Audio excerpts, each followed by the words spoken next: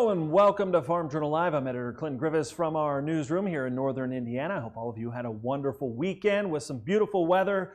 It was nice here. We were able to get quite a bit of field work done over the weekend, but as every Monday, it brings plenty of news out there happening across the agricultural landscape. So let's get to some of the top stories today as we begin our week. Farmers will be spending the next few days trying to get out into fields and take care of those last-minute weed pressure issues while watching for new developments on the ongoing dicamba saga with the Ninth Circuit Court's most recent cancellation order for Ingenia, Fexapan, and Extendamax. Farmers, commercial applicators were assured by EPA they could use existing stocks that they had in their possession as of June 3rd. However, plaintiffs in the case that led to the product's vacature say, well, that's wrong, and the court should grant an emergency motion to enforce the vacature and hold EPA in contempt for their actions. Lots of back and forth on this. So what does it all mean right now? We're going to bring in Margie Eckelkamp, editor of The Scoop, Solutions for the Farmer's Advisor, formerly ag professional. Margie, thank you for joining us. This dicamba back and forth,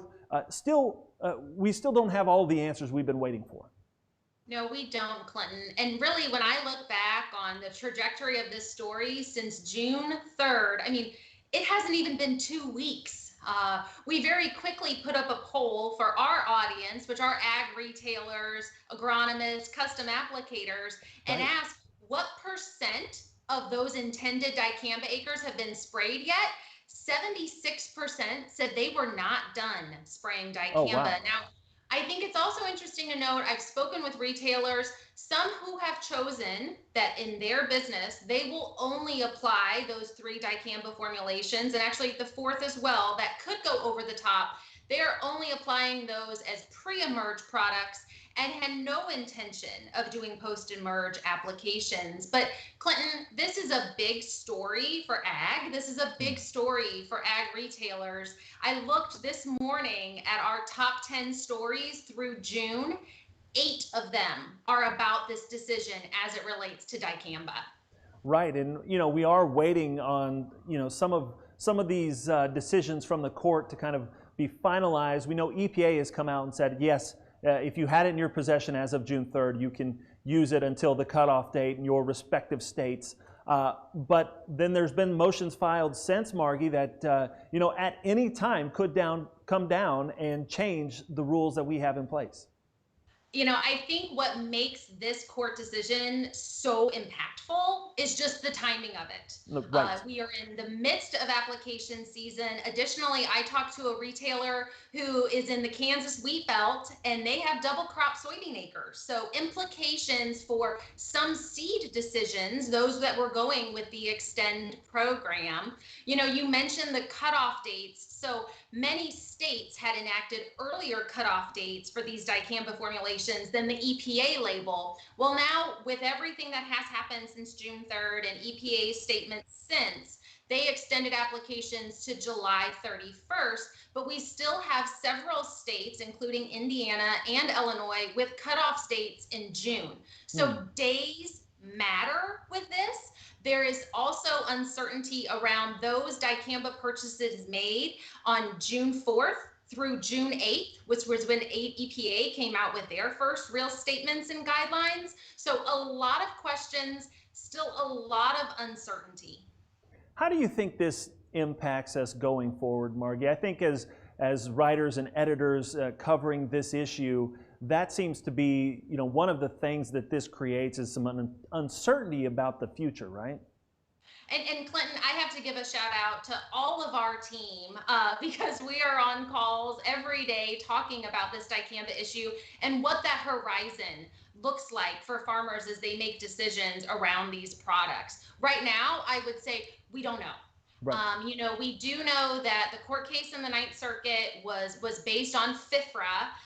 We know that there is now also pending a court case about Enlist Duo, but that's centered on the Endangered Species Act, and we'll have a different set of judges as well. So a lot of balls to keep our eyes on, as well as a lot of balls that are still bouncing. Yeah, it is one of those things we're trying to keep up with, and it is changing constantly and by the hour. And I know the folks out in the field, obviously you can tell by what they're reading right now, trying to keep up with it as well. Hey, let's talk a little bit about The Scoop, because, formally it's been, ag professional, ag pro, but you're kind of changing perspectives here a little bit, maybe going in a little bit fresher design.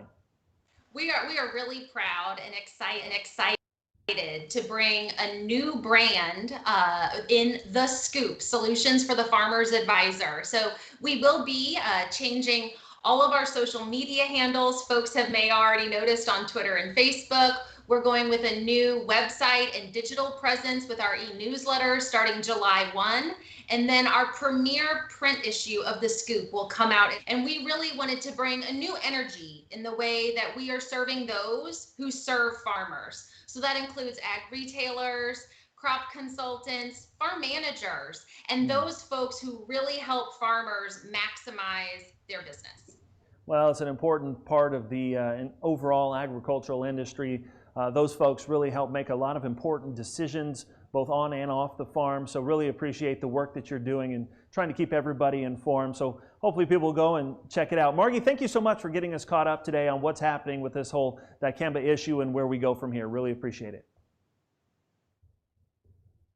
All right, moving over to some other news. USDA planning to roll out its latest crop progress report later today. Most analysts expecting planting to be all but wrapped up and for crop conditions to hold mostly steady. That's adding a little bit of pressure to grain markets as we start the week. Meanwhile, livestock markets mixed at midday with Class 3 milk continuing to rise on the front month contract, now topping the $20 mark. Even September futures for Class 3 near $17. So let's go ahead and bring in Naomi Bloom with Total Farm Marketing. She joins us this morning. And Naomi, if we look at this milk price right now, boy, it's changed a lot in the last month or two. It has been a tremendous rally that the milk market has seen thanks to a renewed interest in buying cheese. Spot cheese prices up near $2.50 recently, and that is what pushed the milk price up to the $20 level. We saw last week, though, the nearby contract, June, put in a topping signal with a bearish key reversal. So a little bit of a setback and profit taking from that. But going forward this week, it's probably going to be a quieter week for milk trade until we get to Thursday's milk production numbers. We're very anxious to see what is on that report just because it's going to show the May data. And that's when producers were still being asked to cut their production numbers by 10 to 20%. So we'll see what that looks like on the report. We'll see what it looks like for each state. But yeah, it's been a really, really nice recovery for the milk market and for the dairy farmers. I know, Naomi, we've been trying to figure out how long this rally can last. We know it's been a little bit of a challenge given, all of the kind of extra cheese buying that we've seen from USDA with their food box program, and that's given us a little bit of a bump here. But will this carry through into the third and fourth quarter? What's your read on that? That's what we're all wondering. So Thursday's report will give us the first clue on that. And then from there, we just have to, in a sense, wait and see a little bit. We're keeping an eye, of course, on the export markets in general. Will China do some more buying of any whey powder and things like that? So watching export, we'll see how the production levels are later this week. And that'll be the next clues and cues for the coming months. As we look over at the grain side of things, we had a big report last week. Condition ratings for kind of our corn and soybean crops seem to be maintaining, kind of holding where they are. We haven't seen a lot of stress. There was talk about it getting kind of hot and dry, but now the new forecast looks like we could have some rains here. What's your read on where we sit as far as corn and soybeans go moving through the summer? Well, I think when you said the word sit, that's exactly what the market's doing. It's sitting, it's waiting and seeing. Overall, the crop does look good for the most part, and this afternoon's crop progress report, they're looking for that corn category to be close to 75% good to excellent. You did bring up some points that out in the Western Plains, it has been hot and windy out there, and we're starting to hear producers talk that they're really going to be needing some rain soon, or that crop might be stressed. But for the most part, we're off to a good start. The other thing we're going to want to watch on today's crop progress report is how much of that North Dakota soybean crop has been planted. Last week, the North Dakota crop still had 26% of soybean acres unplanted. That's 1.7 million acres.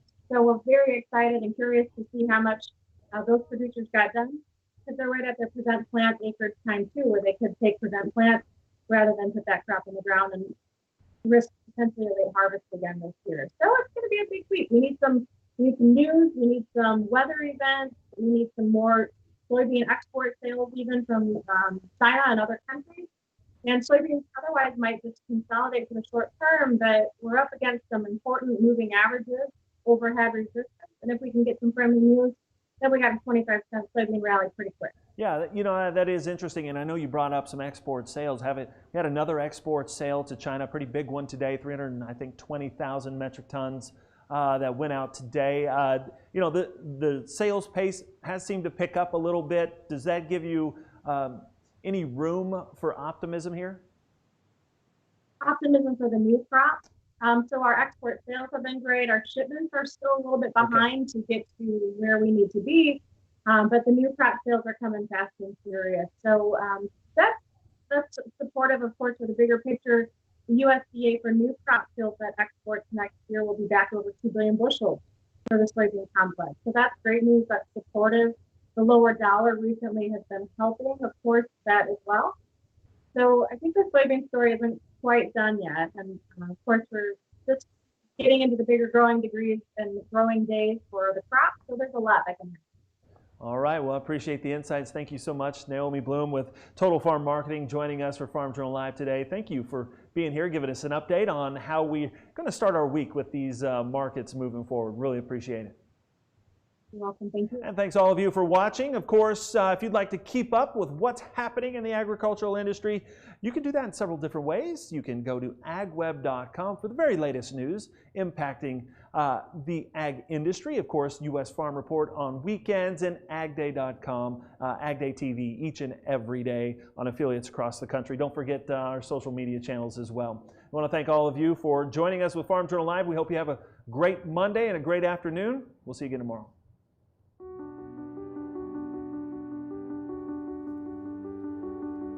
It started as social distancing, self-isolation, and caring for loved ones. A time for agriculture to be proud, to be essential. Now, it's changing. While states start to reopen and jobs resume, out here, the clouds are building. The path is uncertain. It's not the first time, it won't be the last. But we'll farm on. This soil is soaked in generations of sweat, of reinvention, of grit. Farm on is a calling. It's a mantra, a mindset. When the horizon dims and things turn dark, we'll find the light. We may be doing this for you, but we're also doing it for them. 2020, now's the time to farm on.